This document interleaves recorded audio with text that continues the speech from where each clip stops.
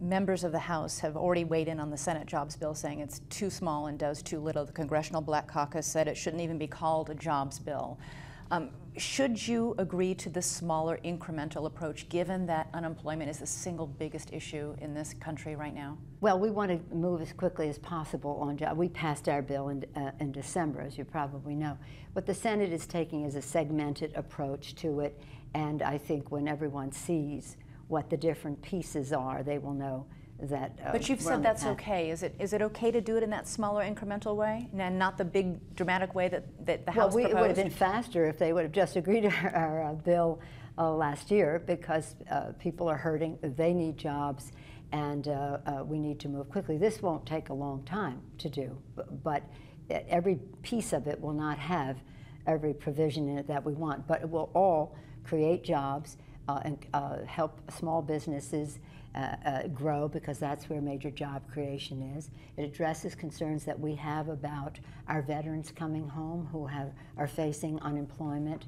It is the biggest issue for our seniors. Believe it or not, jobs and the economy are the biggest issue for our seniors and their opportunities as well. So it's a four-letter word that we use around here all the time: jobs, jobs, jobs, jobs. And by the way, the health care bill is a jobs bill. It will create 4 million new jobs, several hundred thousand immediately upon enactment. And it will also encourage an entrepreneurial spirit in our country, where people can take risks and be entrepreneurial because they know they have health care. The Ethics Committee on Charles Rangel said that he has violated the House gift rule. How can he remain in such a powerful position as chairman of the House Ways and Means Committee, given the fact that there are further pending ethics investigations and this public admonishment has taken place? Well, it is a public admonishment. It said he did not knowingly violate House rules, so that gives him some comfort. But the fact is that we have— He should have known, though, don't you think? Well, I don't know. You understand that the Ethics Committee is an independent, bipartisan committee in the House. They act independent of us, and that's exactly the way it should be. Though, when I became Speaker, instituted an outside ethics panel which makes recommendations in, so that we have a double way to receive information, although the Ethics Committee can self-initiate as well as take recommendations from the outside panel. So we look forward to seeing what else they have to say about what they have before him regarding. If there are further admonishments, though, should he remain in this position? Well, why don't we just give him a chance to hear what the independent bipartisan— they work very hard to reach their conclusions, and obviously there's more to come here. But you understand this is why so many Americans think Congress is corrupt. It just doesn't look good. It doesn't pass the smell test. Look, I served for 7 years on the Ethics Committee. The last thing I would have wanted, it would be for the Speaker of the House to interfere in a political way in what was going on there. That just should never happen. But the fact is that what Mr. Rangel has been admonished for is not good. It was a violation of the rule of the House.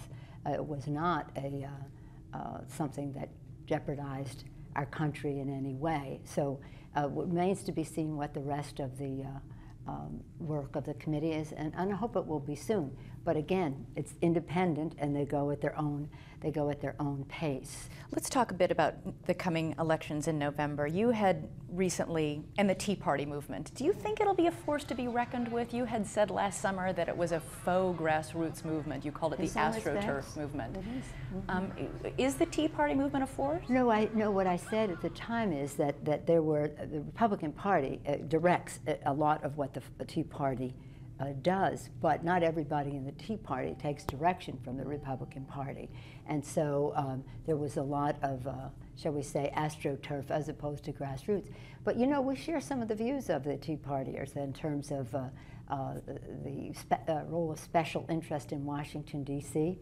That just has to stop, and that's why I've fought the special interest, whether it's on energy, whether it's on health insurance, whether it's on pharmaceuticals. So common ground with Nancy Pelosi and the Tea Party movement. There are some, because they, again, some of it is orchestrated from the Republican headquarters. Some of it is hijacking the good intentions of lots of people who share some of our concerns that we have about about the role of special interest, and many Tea Partiers, not that I speak for them, share the view, whether it's, and Democrats, Republicans, and Independents share the view that the recent Supreme Court decision, which greatly empowers the special interest, is something that they oppose. Finally, President Obama, when asked to rate his year in office, gave himself a B+. How would you rate yourself in the past year? Well, I think I get an A for effort. And in the House of Representatives, my mark is the mark of our members. We have passed every piece of legislation that is part of the Obama agenda, whether it's the creation of jobs, expanding access to health care, creating new green jobs for the future, regulatory reform. We have passed the full agenda. Are you frustrated so many bills have been stalled in the Senate? Almost 300 bills passed by the House that are sitting, languishing in the Senate? And most of those bills have bipartisan support, strong bipartisan support in the House that have gone over there. But that, you know what that's about? That's about, it's very important for you to know, that's about the Republican delay tactics. By requiring 60 votes on some simple legislation that Harry Reid always has the votes for, but he doesn't have the time to go through the procedural day after day, where you have to wait days for the time to go by in order to get the 60 votes. That's how it works in the Senate. So it's about time. Everything's about time, the most finite commodity that we have. We used our time very well in the House to get an agenda passed in time for it to be considered by the Senate. The delaying taxes of the Republicans in the Senate. Dare I ask you to grade the Senate? Well, let's grade us all on a curve. What really matters is what we do and how it relates to the lives of the American people, back to that kitchen table where they have to think about how they make ends meet and how they make the future better for their children and provide for their own retirement. That's really where the grade goes, and the grade is given on Election Day. We feel fully prepared to face the American people with the integrity of what we have put forth, the commitment to jobs and health care and education, and a world at peace and safe for our children, and with the political arm power to go with it to win those elections. Madam Speaker, thank you for joining us. My pleasure.